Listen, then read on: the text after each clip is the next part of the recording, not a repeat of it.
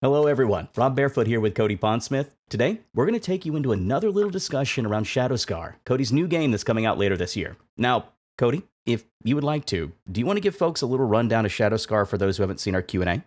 Just so they know what they're getting Yeah, into? yeah. So Shadowscar is the new RPG, totally new franchise coming from Artelsaurine Games. It is about ninjas in a multi-dimensional secret agency traveling between worlds, hunting down monsters from Japanese mythos to stop them from causing chaos and dealing damage to the mosaic, which is the multiverse itself. Hmm. Now, when it comes to the groups themselves, when it comes to Shadowscar, that agency is made up of multiple groups themselves, which are the six great clans. If I remember that right, am I saying that The proper? six great clans of Shadow, yeah. Bingo. Now, let's go ahead and start this off with the most obvious question and just jump right into it. What are they? How did they start up? So the six great clans of Shadow are the premier shinobi schools in Nakatsukuni, which is kind of the homeland of the agency. Way back decades ago during the Hundred Years of Sorrow, which is the war that kind of starts up to the Veil War, which is being fought right now that you take part in. Mm-hmm. Um, there were just tons and tons and tons of clans of shinobi, but they were all relatively small and suffered just severe losses during the war. So towards the end of the war, a group of yokai were able to be broken free from the control of the goddess of death, Izanami. And these were the Daitengu, and the Daitengu are these super learned, very martially competent, but also kind of learned in all of these other different aspects of society and culture and warfare. They decide to give back and help humanity for humanity saving them. So they gather together all of the remnants of the different shinobi clans into six, well, at that time, five clans of shinobi that are like these super clans built out of all of the remnants of all of these other shinobi clans. So these are effectively the five, which will later become six with the introduction of one that comes later that we'll talk about. Mm. The five great clans of Shadow, which are intended to basically be these almost like super societies of ninjutsu that will help humanity fight off the darkness. Okay. Now, when it comes to the abilities and stuff they have, whenever it's, how can I put it? Do you want to start just going down like from the one that may be your favorite? Because you know you're going to get asked which one's your favorite. It's unavoidable. Do you want to go I ahead and start with will one and we just start tearing them apart? I'll go through them top down and I'll reveal which is my favorite at the end. All right, because I remember back during the Q&A, there was one clan you talked about that involved taking the yokai masks. Spoiler on that. And that one caught my attention quick just because that was a really cool ability. I'm sorry, it was. But we'll get into that. Let's start with what you got. So the first of the great clans of Shadow are the Arashi Clan. The Arashi were put together out of all of these different shinobi factions, looking specifically for shinobi who were more like the most willing to sort of break the rules, put the honor aside, do whatever needs to be done to win the day, kind of agents. So this leads to the Arashi clan being this very dangerous, ruthless, but weirdly bonded society of shinobi. So they are incredibly dangerous and kind of seen as like the black sheep of the agency. But within the Arashi, they have this kind of almost like found family view on each other. They view themselves as a family, and they'll do just about anything to look out for each other, just absolutely no one else. So they're working with the agency largely to promote their own goals, but they make some of the best just like straight up battlefield warriors and saboteurs in the agency. Um, they have this very cool focus on the storm and curses, which ties into their abilities. They have this cool combination of techniques like tooth and claw, which basically means you've like sharpened your fingernails and teeth into fangs and claws that you can deal bleeding wounds with and things like that. abilities that allow you to blackmail people more efficiently, things like that. And then Mikyo, these magical techniques that are things like lightning lance, which allows them to shoot a bolt of lightning at somebody, or thirsting seal, which allows them to put a curse mark on somebody, which drains their strength away from them. Moving kind of exactly the opposite, there is the Futsumasi Clan. The Futsumasi are much more ordered than the Arashi. They have basically this like overall ethos of relative balance and morality, which the Arashi tend to lack. So the Futsumasi train extensively in martial combat. They are some of the best swords people in the agency, but they do so in this kind of like kind of monk kind of way, in that they are taught to only draw their weapons in defense of another person or themselves. So, you know, never draw your blade in anger, you know, never draw blood without reason, but they're taught these amazing sort of martial techniques which they can use at a moment's notice to defend or to take out particularly dangerous threats that will go on to harm other people. They have this very heavy spiritualist focus, which in this setting kind of leans into their interactions with the kami, the spirits of the land, with them eventually being able to kind of like negotiate with them on a kind of one-to-one basis, but starts with things like they have the ability to capture spirits more effectively in spirit lanterns. So if many people have died in a catastrophe or something, they can reach out and catch those spirits and place them in a spirit lantern before they fade away and are claimed by the evil afterlife of the area, the Yomi. But they also have these very cool like perception-based abilities based on some of the old concepts from some of the earlier clans that were integrated into the Futsumasi, including the two that kind of go with each other, the left eye of God and the right eye of God. The left eye of God allows you to like perceive slightly into the future of what a person is going to do, so you can kind of like see what they're about to do before they do it. And then the right eye of God allows you to see, just totally see through illusions that might be weaved by the yokai or their allies. Then there's the Hibana Clan, and the Hibana are heavily focused on flexibility and kind of being able to do anything in any situation. So a lot of their abilities focus on like environmental control, like being able to create or change aspects of the environment. They have a cool Mikyo called Particle Wall, which allows them to summon these little cubes of condensed matter that they can throw out, which expand into big, like 5 foot by 5 foot cubes. So they can build walls and they can build staircases and, you know, pillars and stuff like that. And then their techniques focus on basically using the tools at their hand. So they have a lot of abilities that make them better at using poison. They have abilities that allow them to augment their weapons with magical seals, because the entire goal of the Hibana is basically to embody the sort of jack of all trades aesthetic that a lot of shinobi had. You know, this concept that a shinobi needs to be trained in a bunch of different skills to be really effective in the field. Then there's the Kuromaku, and the Kuromaku are special because they are actually created after all of the other great clans of Shadow, because they are created when the agency becomes the agency out of all of the prospective agents who want to join the agency because they were brought into the Veil War from their dimension. So all the people from all the other dimensions who basically, you know, were given the opportunity to join up, but were not necessarily going to join one of the other great clans.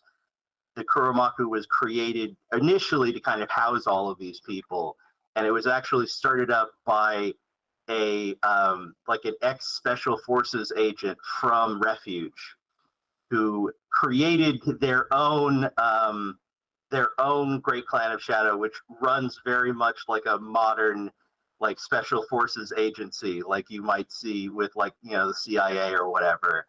So their focus is on infiltration and assassination with abilities that make them like far more deadly with small blades like daggers and throwing knives and stuff like that.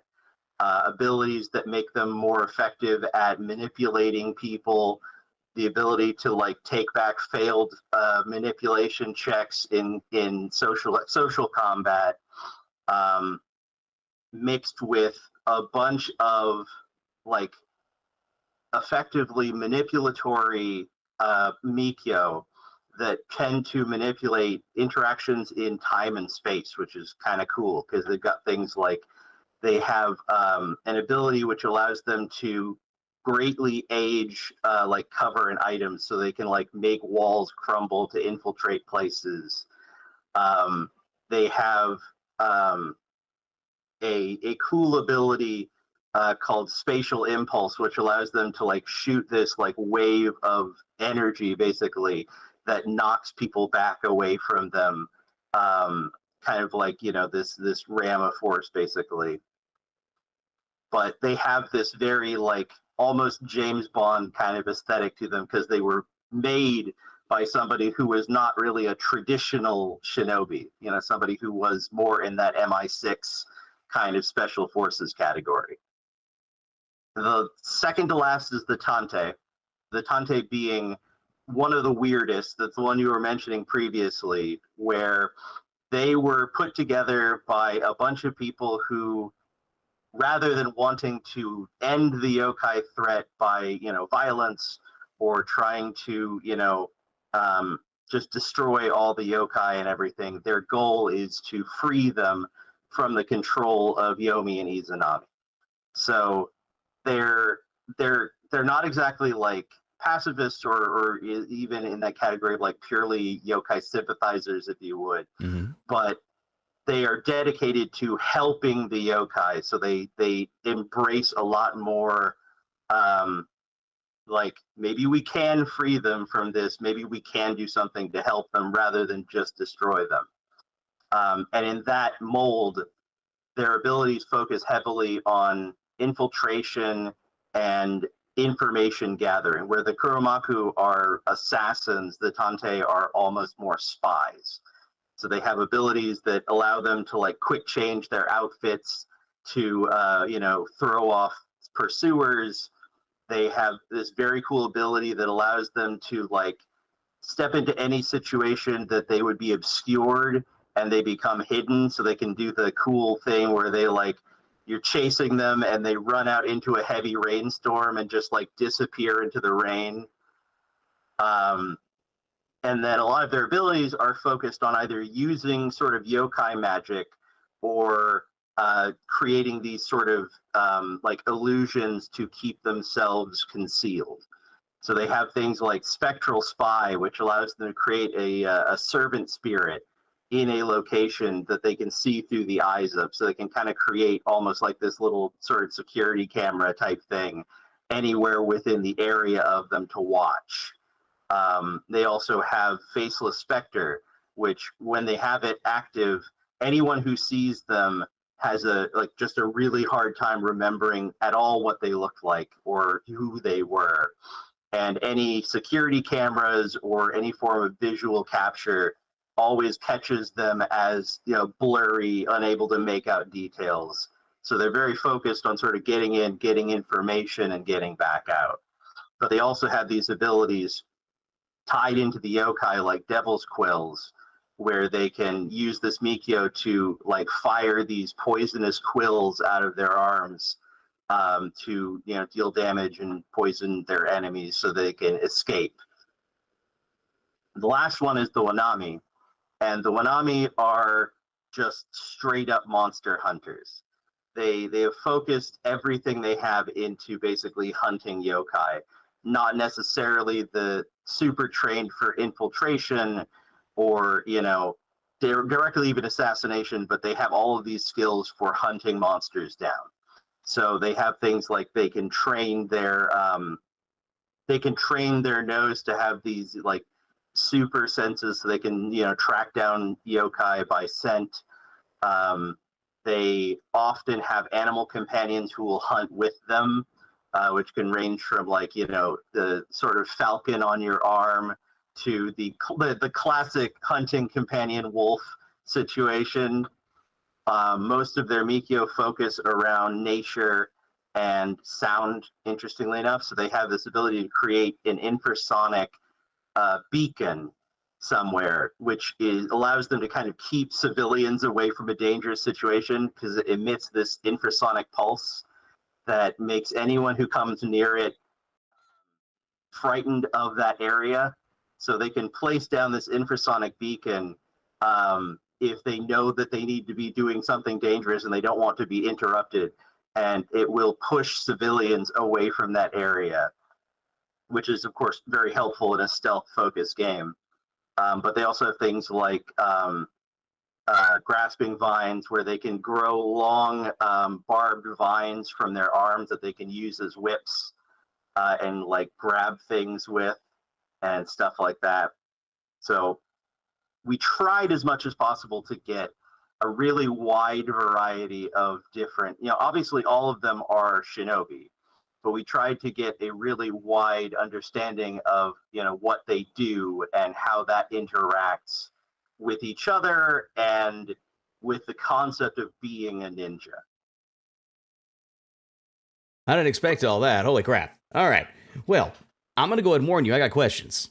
Okay, go ahead. So first things first. Oh, good. I hope you're ready for this. So the first thing off, I'm going to start just going down the list. I was taking my own little notes here about stuff I want to know about. So when you mentioned with the Arashi Clan and bleeding wounds and stuff like that, how effective can that really get in combat? Is it something that, they can really focus on and rely on?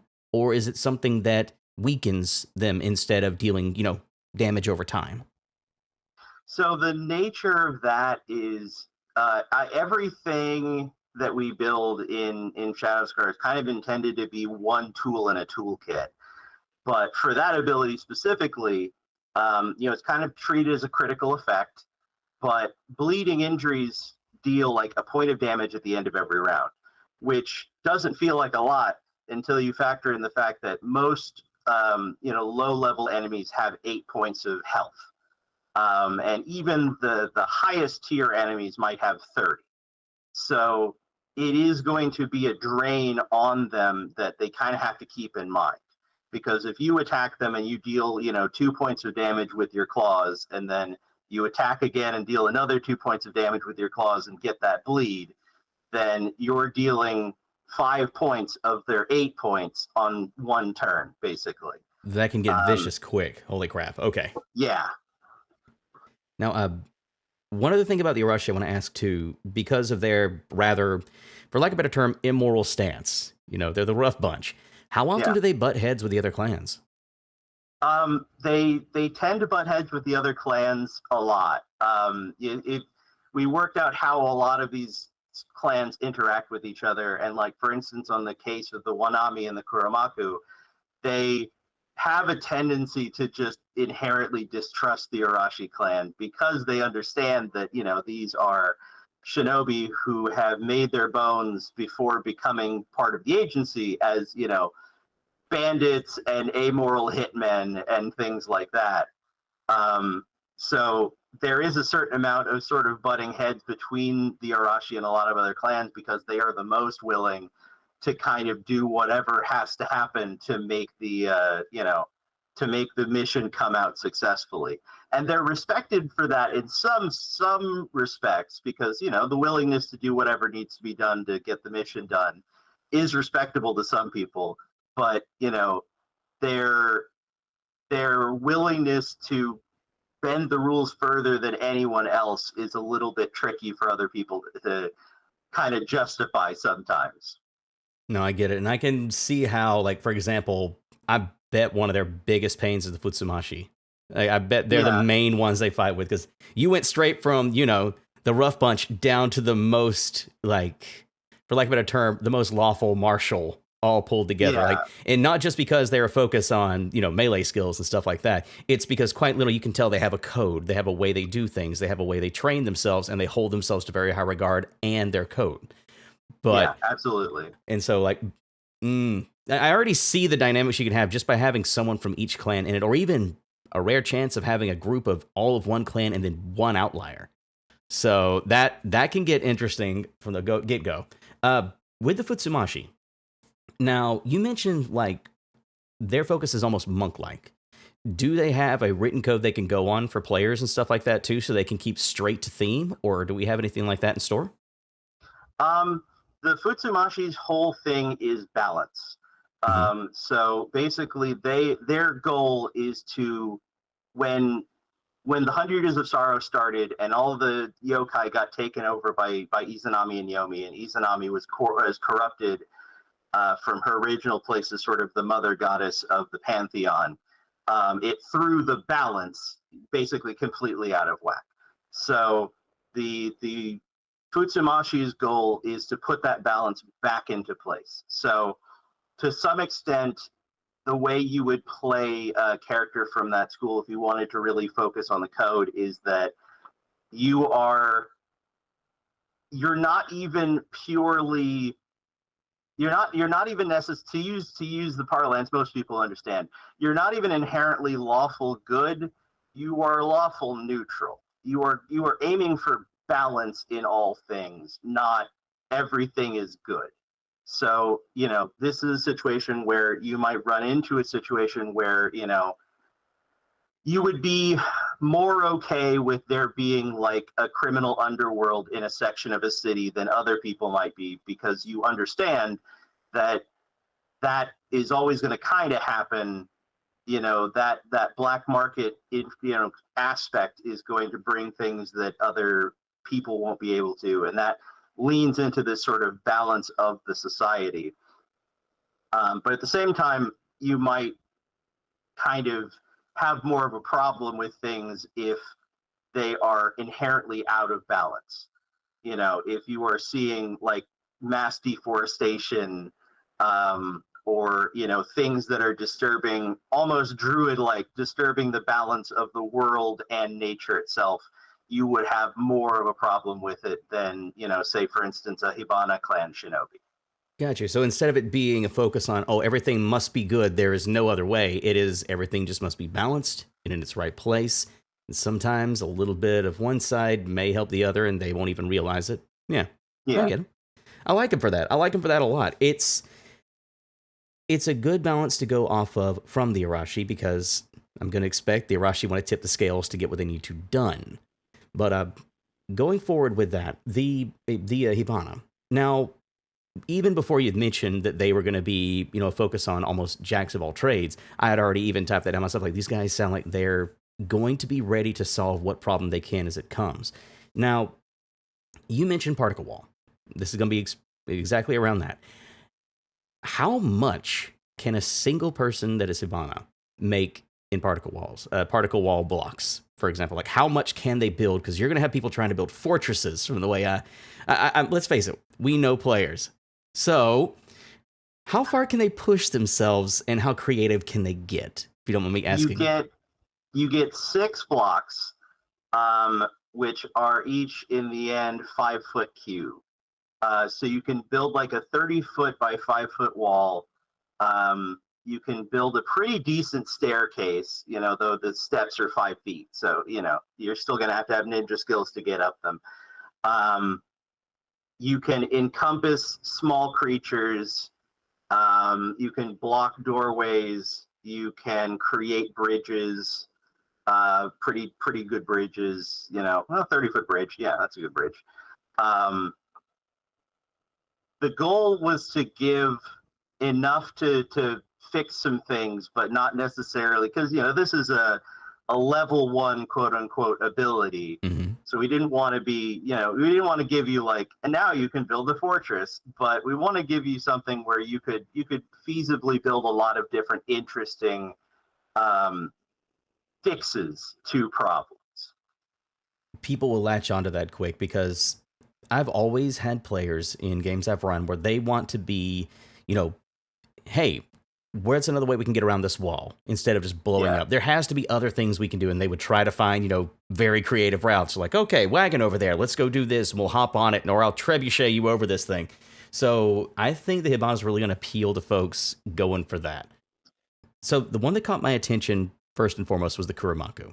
After only hearing about the masks with the Tante Clan, I didn't expect for us to actually have a clan built from Refuge. Like when you said it was from a special ops agent, it's from Refuge. I'm like, all right, this is already going to be interesting. And the more you added in the Bond elements, it got more interesting. It's the dynamic of them in the interaction with the older traditional clans. How much does that usually lead into them solving things in ways the other clans can't? Because they have a new perspective. How does that usually go? It's kind of tricky because a lot of the other clans have started to integrate new technology and new concepts. But the Kuromaku has this interesting aspect where they kind of are built of very varied people. Like you will find people from other dimensions, or Ushijin, as they're referred to in the agency, in all of the other clans, but you'll find the most of them in the Kuromaku, which is kind of interesting because, if anything, what it leans into is that the Kuromaku is predominantly made up of people from three different worlds that are three very different worlds. So you've got, people from, Victorian era London, and people from 1920s America, and people from the far future on a space station, all kind of coexisting and having to work with each other before they can learn to work with anybody else. Whole new meaning of culture shock right there. One of my favorite jokes about the Shadowscar agency is that you have to go through like a week of sensitivity training. Because if you're coming from 1867 London, there's going to be a lot of opinions you might have about certain people and certain cultures that you're going to have to squash before you can start working with other people in the agency. But there's an aspect of the Kuromaku that does have this sort of like, we are from all of these places. We don't really have the traditional foundation that all of the other schools do, which is a sticking point for some people. It's like the Hibana, for instance, who are kind of the most traditionalist of the six great clans of Shadow. Initially, kind of, they didn't really have a problem with the Kuromaku, but there was this initial like, they're not shinobi. They're not trained as shinobi. And a lot of the other clans had very similar opinions of them for a while because, it was very much sort of an outsider coming in and teaching what they knew from their own training as the special forces agent, augmented by the shinobi training that they got when they joined the agency. So there is sort of this weird interaction. But a lot of that is kind of leveled out now as all of these clans have been forced to work together for the past 14 years. I already see myself a Vanguard game in 5th Street that is just straight Kuromaku as well. I can't shake that idea after you mentioned it. For the last bit here I want to ask about, this is going to be for both of the two we haven't mentioned, because yes, I think the Tante are just cool. They're just cool. But after hearing their approach of trying to help rather than destroy, and then you bring in the Wanami, who are just straight monster hunters who just want to destroy, how often do they come at odds, and how hard is it for them to work together? Because from everything you've described here, besides the Arashi and the Futsumasi, those two seem to be the most that would be at odds. There's a lot of politics in this that I'm seeing, and even though they're working together, there's always those moments of frustration, I'm sure. And so how often do they butt heads, and usually what's it over in the end? the Tante and the Wanami often kind of butt heads because of their different ideological sort of breakdowns, as it were. And it usually comes down to interactions with like interactions with lesser yokai, or unfortunately often prisoners or people who have been captured. The Wanami exist in a very much, the Daitengu who founded the Wanami suffered a lot during the Great Yokai War, and lives by, the clan therefore lives by this kind of the only good yokai is dead yokai, with very few exceptions, because, they've all kind of suffered through a lot of pain at the hands of the yokai. So, Wanami agents are less likely to, like, take prisoners alive, because you can, in Shadowscar, you can take prisoners dead. If you kill them and then capture their spirit in a spirit lantern, you are still perfectly capable of interrogating them. So, the Wanami are less likely to take prisoners alive. They are, less likely to leave yokai alive. For instance, the Tante might get into a lot of conflicts with other schools because they might, get something out of a lesser yokai who, isn't really posing a big threat to them. Maybe they're just like, kind of informant level, we need to catch this person to find out what their boss is doing. And the Tante agent might be perfectly willing to let that yokai then go, with the hopes that, later they would be able to come back once they know how to free the yokai from Yomi and, help that creature. The Tante have a tendency to view the yokai as living beings, deserving of salvation more than the Wanami do. And that's all what we try to establish, is that's all relative. Like, you can play a Wanami agent who has more compassion for yokai, and you can even play a Tante who knows deep down in their heart that helping the yokai is a good thing, but has still suffered a lot and does have problems sometimes, not viewing yokai directly as the enemy. But, there is a lot of conflict because of that kind of difference in worldview. And weirdly, the Futsumasi are in there as well, because while they have this very sort of moral code, that moral code is built on balance. So, they fully believe that to have balance, there need to be yokai. So while the Futsumasi are not inherently, like, fully on the we need to save them kind of angle, they are on the, like, okay, we need to stop Izanami, we need to stop Yomi. But at the end of the day, everything needs to go back to the way it was hundreds of years ago, where the yokai were there and Yomi was there and Izanami was alive, and we were all in relative harmony. So we tried to build it such that every school has an intersection where they all kind of have opinions about each other. I think you've done that well. As we were going through it, as I said, I started to see, like, oh no, these people most likely would fight. These folks would have problems with each other. These folks would get along. You've done a good job at least laying that out straightforward. Now, I have 2 questions left. The first one is hopefully going to be an easy one. Do any of these clans have preferred worlds they'd like to work in, other than Nakatsukuni? Generally, no, because that comes down to, that's more like an agent personal choice. Mm-hmm. So, a lot more of that comes down to homeland. It might be that you're from Refuge and you like working in Refuge more, or it might be like you're from 5th Street, but you like working in Nakatsukuni because it's different from, the home that you grew up in and maybe didn't love or whatever. Mm-hmm. But generally, the clans don't have, like, preferred worlds. Gotcha. And the final one is, of course, right there. It just escaped my head as I was thinking about it before asking it. I hate when that happens. What was it? And now, you mentioned earlier that it was initially going to be 5 clans, and then we brought about a 6th. Now, which are you able to share which one they are and at what point they're going to be brought into Shadowscar, or at least Oh, in the we game already itself? have.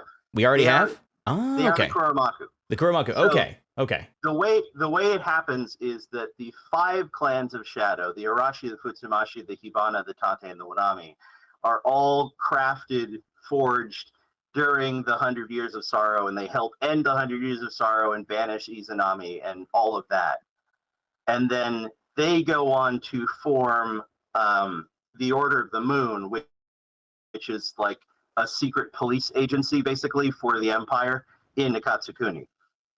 And then when the rest of the mosaic is discovered and the Shadow War starts, the agency realizes that it's very difficult for them to work in all of these different worlds without interacting with the people in these worlds in any way. So actually, as part of it, the director of the Shadowscar agency goes out and finds the man who will become the founder of the Kuromaku Clan and says, look, we're going to need your help to navigate your world. And your world's history seems to line up okay with the other worlds. So we need some of your help with that as well. So they actually form the Kuromaku Clan to basically say, okay, to do this effectively, we need to work with you, Chijin, and we need to bring them into the agency so that, give them an option. Because previously the agency's interaction had been, do not interact with the locals at all. If they find out, either kill them or erase their memory. So the Kuromaku was the first opportunity of basically them saying, okay, still, we don't want anyone to find out, but if they do find out, they have an option. Forget everything they learned or join us and try to help protect their own world. And that's a heck of a lot better option than just straight up eliminating them. It, of course, keeps things healthy and going. So from here on out, there's not much else I want to ask. Like, we've covered all of the clans themselves. We've gone into, the politics, the problems, the solutions, the powers. Is there anything you want to add here at the end before we start wrapping this up about the clans themselves? Or, believe it or not, nah, forget that. Is there anything else you want to add here at the end? I do have to talk about the you mentioned other clans. I do have to talk about the secret 7th clan of Shadowscar. Am I gonna have to stop you from talking about this? No. Are you sure? Stop me from talking. Yes. All right. Let's see what you got. This will be important. So, there is within Shadowscar, not within the agency, but within the world, technically another group of Shinobi. They call themselves the Hollow Eye Syndicate.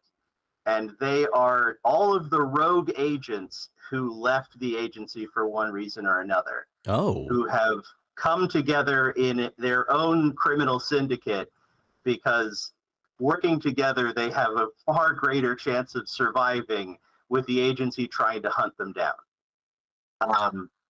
So the Hollow Eye is basically this wide-ranging, multi-dimensional criminal syndicate, which brings in agents who were disillusioned with the Veil War, just didn't like working for Shadowscar, maybe were expecting some terrible punishment, so they fled before they could be punished, into one sort of larger group. And the tricky part about this group is that they do not care about maintaining the veil, basically keeping everything hidden.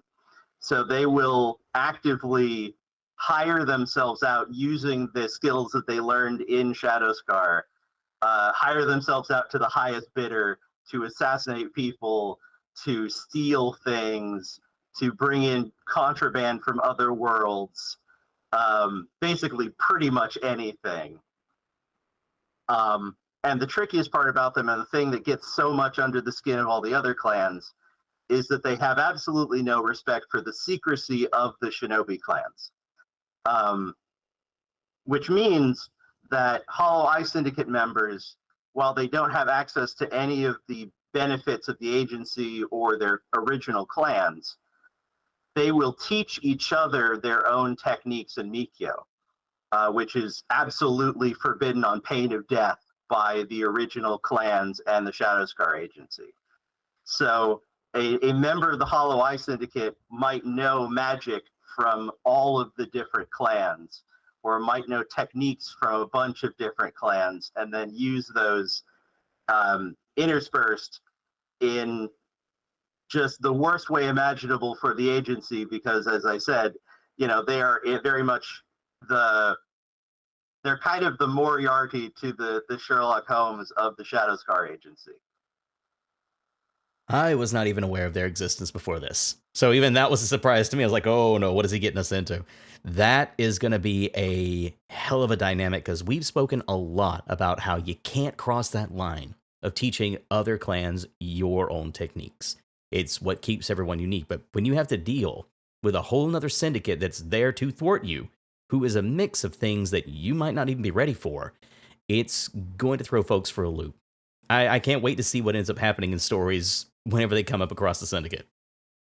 But for here, what I'll go ahead and do is I'll go ahead and wrap this up for us. I hope everybody here has enjoyed this little peek at the clans of Shadowscar. And if you have any questions, come over to our Discord. We're always there to answer them. Ask them right here in the comments section. But yeah, if there's anything you need, let us know. Take care, everyone. See you.